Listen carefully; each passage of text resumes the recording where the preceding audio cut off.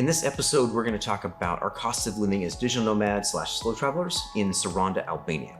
We're going to go over things like groceries, how much it costs us to live for rent. We're going to talk about dining out costs, and even more. So if you've ever been thinking about going to Saranda, Albania, especially for a month or even several months at a time, then this episode is for you.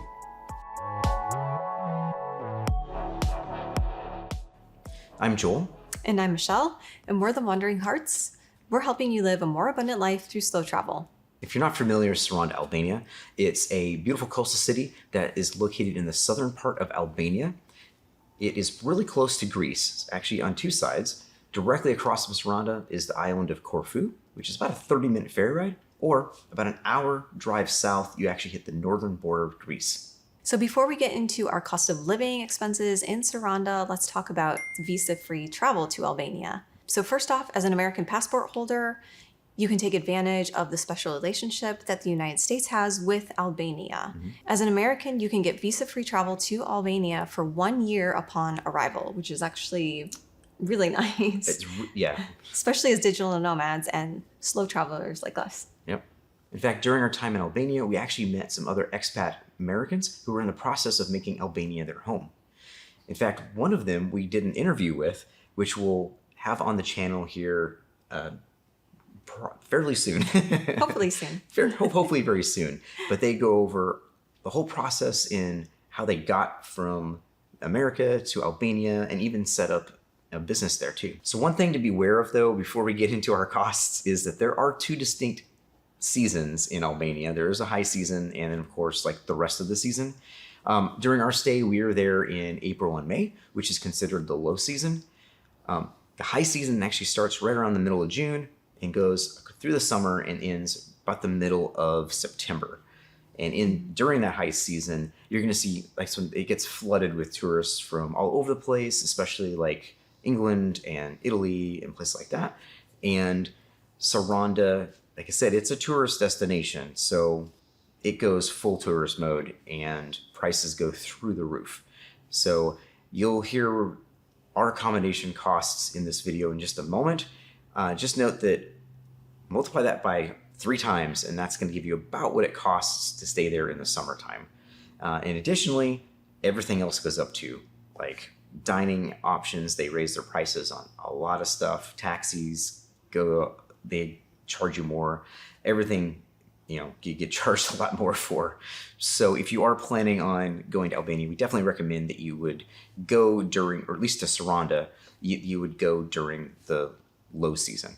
So what does it cost to live in Albania? So before we go to a destination, we always try to do a little bit of research, usually on like Numio or Nomad List, and looked at some prices on there. And according to Numio, it's estimated for 2 people that live in Albania, it costs them around $1,100 a month. So that is a local price. So that means that you are living there, for a year, 5 years. Yeah. You're local. You're not a digital nomad or traveler. So you can pop over then to Nomad List, and they have a specific estimate in there for Tirana, which is the capital of Albania. And that estimate is around $1,800 per month. And that also does include rent. So that gives you kind of an idea between what you can estimate as a local, or maybe if you're looking to move to Albania as an expat, and then as a digital nomad. And of course, those are for one person as well. So now let's talk about how much it costs us to rent our accommodations while we are in Saranda, Albania. Now, usually we like to start by looking at flatio.com. It's like one of our favorite booking platforms, especially in Europe. But unfortunately, they didn't have anything available in Saranda. Mm-hmm. So we ended up basically looking at Airbnb instead. And so for our first month, we actually booked through an Airbnb. We paid $680 for a small 1-bedroom apartment through Airbnb. Now, one caveat on that was when we originally booked, we booked it a 2-bedroom, but we had to cancel our reservation because we got sick and had real bad sick. So we had to end up postponing everything by a couple months. So by the time we got back around, the host was gracious enough to let us keep the reservation and the money that we had paid plus the cancellation fee. So that's why it's like $680. But the unfortunate problem is that when we did get back, all they had available at the time was a 1-bedroom, which, it kind of sucked. We didn't even bother filming it, or we usually do like videos to show you like our accommodations. It was really disappointing. So we didn't even film that. So anyway, needless to say, we spent a lot more money than anyone would normally spend in Saranda, Albania, our first month. But we did make up for that on our second month after talking to some other local expats and everything. The guy gave us a line on some other locals that we could talk to where we could get a much better deal. And when we did that, we found a really nice local landlord, got a little bit bigger 1-bedroom, which was way more comfortable. And it was in a much more convenient location as well. And that cost us $460 US. And that was for our month in May. And of course, that also included all of our utilities and very high-speed internet. Now, if you're interested in learning a little bit more about Saranda, like maybe what parts of town to stay in, what the grocery situation is, and all that kind of stuff, we will be doing another video where we go over all those things, as well as kind of talk about like kind of the pros and cons, what we liked and what we didn't like about it. So stick around.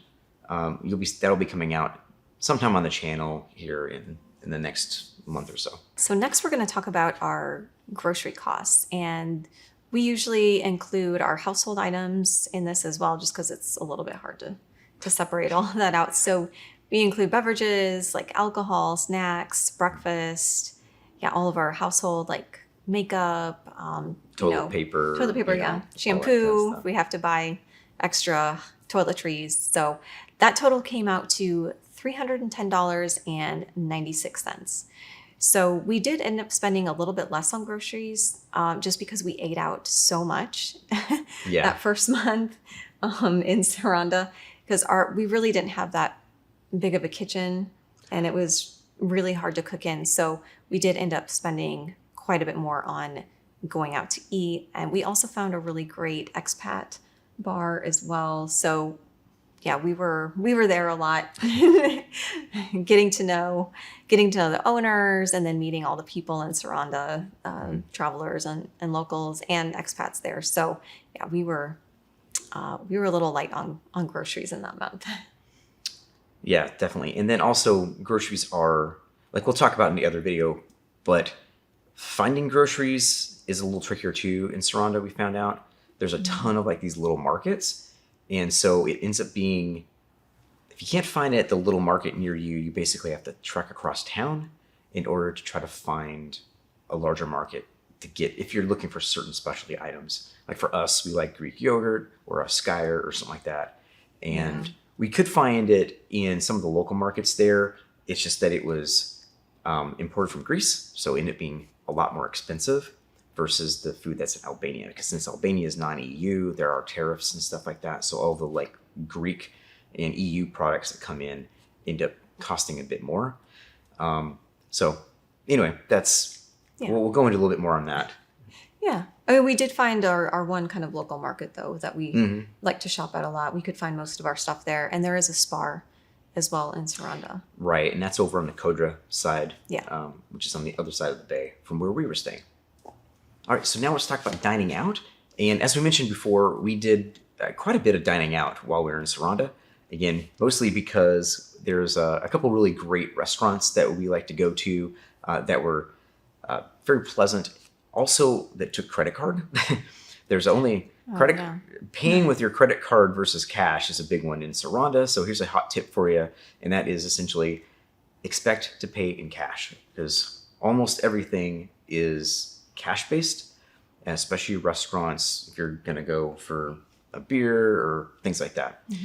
So we ended up actually spending $447 during our time in Saranda on average dining out.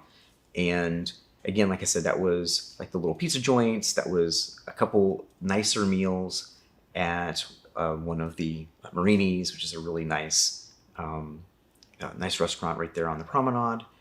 And also a lot of time spent in one of our favorite little expat bars there, the Dick and Devils, which you need to go check out if you're in Saranda. So go say hi to Jamie and Eric. To give you an example real quick of maybe like some pricing, I think we were spending, what was it, about 1,100 or 1,300 lek for a pizza. Yeah, I think. I think so. And so that's about $11 to $13 for pizza. And then when we were dining out, like beers and stuff were actually pretty reasonably priced. You could get like a 250 of like Golden, which is like a Golden Pilsner. And that was, I think, maybe between 250 and 300 lek. So $2.50 to $3. And wine was what? Yeah, we were getting half liters of white wine that we were sharing, and it was about 600. 600 lek. 600 lek, so like $6. Yeah. Yeah. Yeah, so that's not too bad. And now there's a couple places that cost quite a bit more. It's very interesting is it's very sporadic. On the promenade even, which is like the more resorty part, you can find Resorty. like touristy part, you can find like $6 glasses of wine and you can find $3 glasses of wine. It's so the same with beers and drinks and stuff like that. So you kind of have to look around, if you're looking for like the best deal or whatever. But all in all, it's still very reasonably priced. For transportation costs, our average over the 2 months was about $15.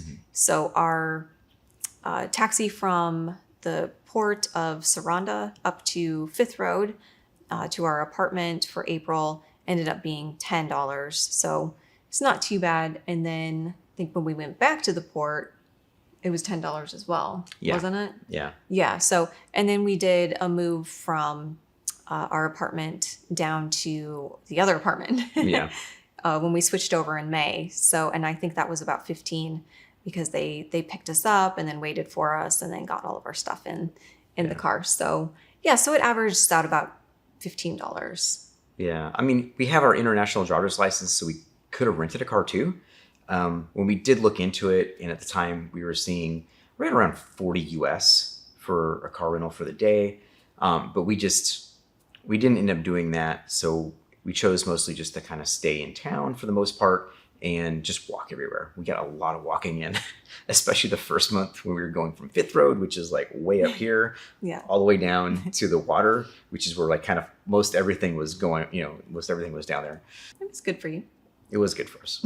Although, just a warning, the Albanians drive like crazy. So like you'll be on like this tiny narrow road and they'll just be hauling like right by you, whether there's a sidewalk or not. So it kind of gave me a lot of anxiety, but I'm also prone to that type of anxiety for that type of thing. So yes, we were very safe though. it was an experience. It's fine.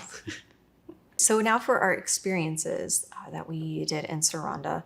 So for the month of April, we chose to actually go with some friends out to a lake, actually really beautiful lake that is it spring fed? Yeah, it's spring fed right at the base of the mountains. Yeah. And in the springtime, you basically get like a bonus because the lake actually exists, whereas in the fall, it pretty much is dried up and it's just the spring portion of it. Yeah, but it was gorgeous. It was absolutely stunning. Yeah. Yeah. There's like a nice little walking path that you can walk around it. And the water is stunning and then up against the mountains. Yeah, so we did that. And then our driver also took us to the city of Eurocaster and we went up to the castle there, which is amazing. It was beautiful. There's just gorgeous views of the mountains. The castle is really cool. Definitely go if you want to see a castle and some really beautiful, I think, town that's set kind of into the mountains. And we had lunch there as well. So we spent pretty much the whole day doing that with some of our expat friends, and then got back into Saranda. It's only about 45-minute drive, I think. Yeah, it wasn't too bad. Yeah, so that total for us was $117.70. Yeah. Now we also did like one other trip as well that we're not kind of including in this, mostly because that was to the city of Bertrand, which is like this old, I think it's a UNESCO heritage site. and just gorgeous. But we ended up going there mostly because our friend Carolyn invited us along. Hi, Carolyn. And so we didn't have to pay anything for that. So we basically just ended up tipping and then our entrance fee to the city to like look at it. So, but since we're trying to keep it like as a month cost, that was like $40. I think we ended up spending on that one. But that was May. So yeah. So now we like to talk about our fixed costs. Now, of course, everyone's going to have different costs associated with their travels. Ours, specifically as nomads, we have a couple, starting with our travel medical insurance. So first up, we actually use nomad insurance from Safety Wing, and we did that during our time in Albania, as well as actually the last little over a year now, we've been using them. They have, basically it provides travel coverage plus medical benefits as well, and that's worldwide. So it comes in really handy when we're in Albania. We've actually been using them, like I said, for just a little over a year now, and they have a couple of different ways you can do it. You can do either a per trip basis, or you can do the monthly plan, and we just choose to do the monthly plan because we're generally, like on this trip specifically, we were gone for 9 months straight. So just easier to have it automatic, easy to sign up, and easy for it to like just, debit from your account and everything like that. Now the cost for both of us was actually $136.08, and it'll vary a little bit based on your age. We're both a little bit over 40, so it costs a little bit more, unfortunately. But if you're younger than that, you might save a couple dollars. But another thing that we like about the monthly plan is it's actually really easy to cancel as well. Once your trip ends, you can just send them an email or call them or whatever, or message customer service, I guess. Yeah, and message. Yeah. Yeah, message customer service. Right. And you just tell them like when your trip ended, or basically like for us was once we got back to the States, and then they will actually prorate and refund the difference.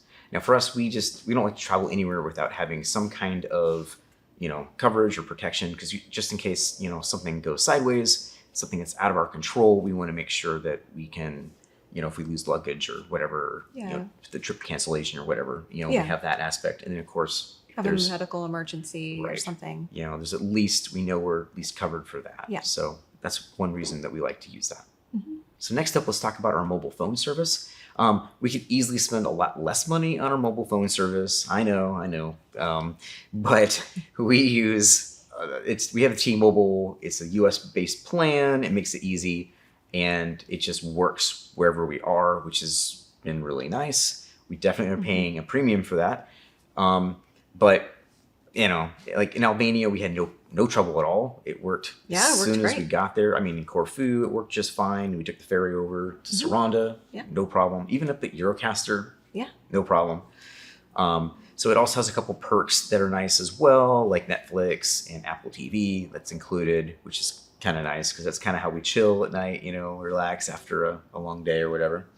Now we are on the Magenta Plus plan. So you can get other plans that might save you a little bit more money.